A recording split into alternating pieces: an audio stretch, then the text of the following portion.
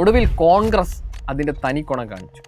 ഇവിടെയല്ല, തമിഴ്നാട്ടിൽ DMK എന്ന് പറയുന്നത് ഇന്ത്യ അലയൻസിലെ ഏറ്റവും പ്രധാനപ്പെട്ട കക്ഷിയും ഏറ്റവും പ്രധാനപ്പെട്ട കോൺഗ്രസിൻ്റെ പാർട്ട്ണറായ അല്ലെങ്കിൽ കോൺഗ്രസിനോടൊപ്പം നിൽക്കുന്ന സഖ്യകക്ഷിയാണ്.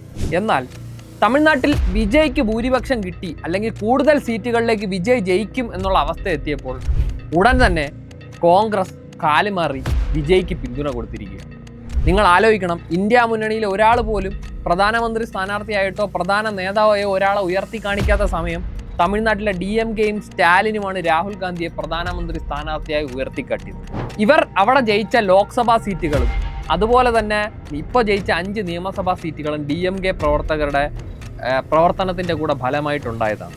പക്ഷേ എന്താണ് അധികാരത്തിലെത്താൻ ഒരു സാധ്യതയുണ്ട് എന്ന് കണ്ടപ്പോൾ കോൺഗ്രസ് ചെയ്തത്?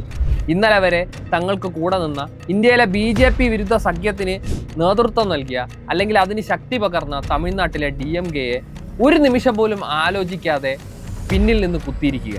ഇത്തരം കരിങ്കാലി പ്രവർത്തനങ്ങളാണ് അധികാരത്തിലെത്തുക എന്നുള്ളത് ആത്യന്തികമായി ലക്ഷ്യമായി കാണുന്ന, അതിന് ആരെ ചതിക്കാനും മടിയില്ലാത്ത ഒരു പാർട്ടിയായി കോൺഗ്രസ്.